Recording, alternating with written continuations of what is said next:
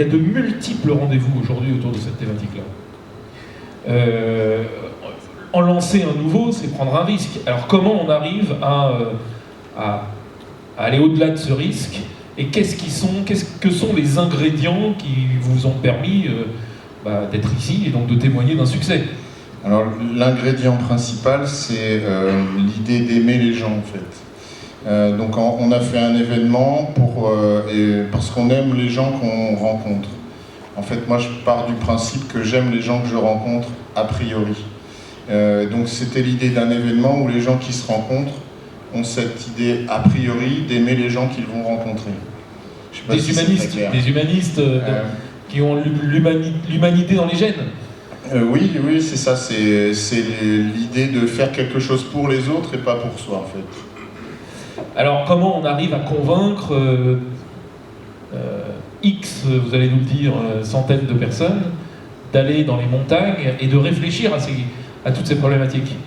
En fait, effectivement, ce qu'il faut aussi dire, c'est que les sommets du digital, pourquoi? C'est parce que c'est digital, certes, mais c'était à la Clusa, c'était pendant 3 jours, et donc c'était aussi la volonté d'isoler les gens de leur quotidien pour ne pas venir juste à une conférence, une demi-journée et repartir. C'était vraiment de favoriser les échanges, les discussions avec un maître mot, c'était créer du contenu sur scène pour qu'il y ait un maximum d'échanges en dehors de la scène durant les 3 jours.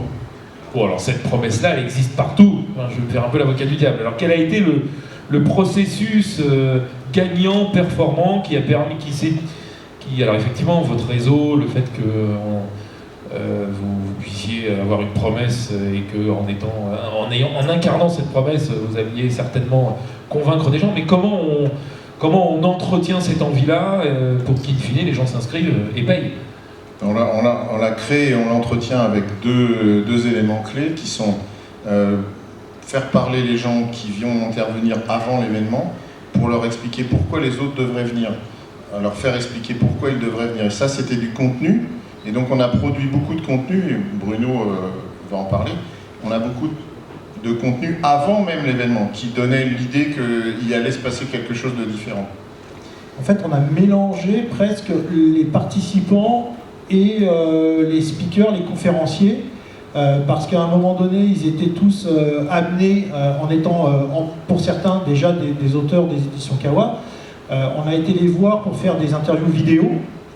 Donc il y a eu exactement 36 interviews vidéo qu'on a réalisées, qui durent entre 3 et 5 minutes, avec 2 questions principales. C'est pourquoi on doit aller au sommet du digital, pourquoi un marketeur doit aller au sommet du digital.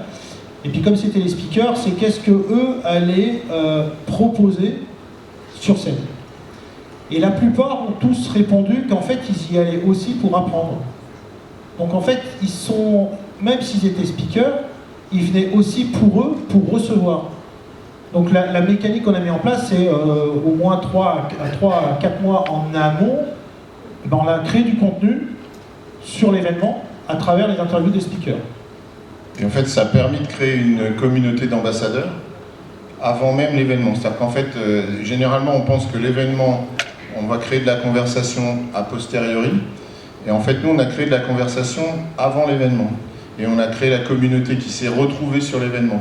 Donc, ce qui fait que les gens, ils ont eu cette idée que quand ils sont arrivés à la Clusa, ils avaient envie de rencontrer les gens parce qu'ils les connaissaient, enfin, ils les avaient déjà vus quelque part, ils faisaient partie de la même communauté. Ce qui fait qu'on a créé cette communauté avant même qu'elle se rencontre. Donc, très original comme méthode. Tu voulais rajouter quelque chose, Bruno? Ah non. Alors, quels sont les résultats de tout ça? Alors, tu nous as un peu préparé, tu vas nous expliquer comment la mayonnaise a pris. Donc, il faut que j'appuie sur le bouton du vert. C'est mieux. Voilà. C'est mieux. Je vois l'écran. Là, vous avez en fait une partie des interviews vidéo réalisées. Donc, dans le lot, vous devez voir Jean-Michel Billot que vous avez vu ce matin. Il faut toujours l'amener dans le digital. Il est très disruptif, indispensable. Ensuite, Xavier, lui, a fait jouer son carnet d'adresses, ses contacts, en demandant qui voulait soutenir les sommets du digital, alors que l'événement n'avait pas encore eu lieu. Parce qu'on a mis en place aussi la plateforme d'influence collective Social Dynamique pour permettre à tous les ambassadeurs qui voulaient faire rayonner l'événement en amont de connecter leur compte, alors Twitter, Facebook ou LinkedIn. avec une approche pour les speakers interviewés, c'est est-ce qu'on peut diffuser ton interview sur les réseaux? Oui. Est-ce que tu veux bien que les autres te relaient aussi? Oui. Et est-ce que tu veux bien venir aussi relayer les autres? Bah oui. Donc on a créé cette émulation avec plus d'une centaine d'ambassadeurs, de gens qui soutiennent un événement avant qu'il ait lieu pour la première fois. Comment on gère cette notoriété soudaine? Vous allez certainement avoir une édition numéro 2 où les demandes vont exploser. Comment vous allez gérer votre croissance? Quelles sont les innovations que vous allez mettre en place? L'ensemble aussi, est-ce que vous allez réitérer ce process de contenu en amont maintenant que votre notoriété est faite, en tout cas sur votre communauté? Comment vous allez gérer cette numéro 2, Patrice? Alors il y a deux choses. Il y a d'abord dire qu'après cette photo, il y a eu aussi la conversation a posteriori sur l'événement. Et en fait, cette conversation, elle s'est essentiellement faite entre les gens de la communauté. Et il y a eu des partages pendant, il y en a encore d'ailleurs, pendant un mois en tout cas, il y a eu des conversations qui se sont créées, chacun s'est remercié, il y a eu un esprit extraordinaire autour de l'événement et ça a duré vraiment longtemps en fait, tout le monde avait envie de continuer, c'est-à-dire que c'est l'esprit de quand on est redescendu de la Clusa, on était dans le bus et c'était l'esprit colonie de vacances à la fin, quoi. On n'avait pas envie de se quitter, chacun échangeait, etc. C'est beau ça. Oui, non mais c'est vrai en fait, c'est à la fois beau et vrai. Donc déjà ceux-là, ils nous ont dit tout de suite, c'est quand la prochaine et quand est-ce qu'on reprend le quart dans l'autre sens en fait. Donc ils sont déjà là pour nous en fait, ils sont déjà là pour la prochaine fois.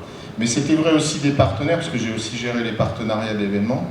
Et donc aujourd'hui j'ai déjà aussi cet acquis sur les partenaires. Alors pour répondre à ta question sur la croissance, en fait on n'a pas d'objectif de croissance.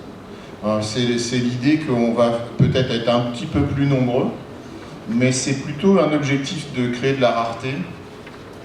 Et notre idée, c'est plutôt de monter encore, si c'est possible, en qualité sur les contenus, de montrer que c'est là que ça se passe, en fait, et qu'on va avoir, évidemment, les meilleurs intervenants et surtout les meilleurs contenus, parce que c'est pas tant le fait d'avoir un nom sur une affiche qui nous intéresse, c'est qu'ils aient quelque chose à raconter qu'on ne raconte pas ailleurs. Je vois Jean-Michel, on sait par exemple son intervention, on la voit pas ailleurs. Donc c'est cette idée-là. Et donc on travaille continuellement sur l'amélioration des contenus pendant l'événement prochain. Et on va continuer bien sûr à le dire. C'est-à-dire qu'on va dire voilà qui va venir, et qui va venir, je parle des speakers, et quel sera notre programme. Le reste, en fait, c'est un travail qui se fait par la communauté. La communauté le fait déjà, en fait, ça va se faire tout seul. Les éditions Kawa ont sorti un bouquin qui reprend tous les contenus de cette première édition et qui est donc à disposition de tous ceux qui n'ont pas pu y aller.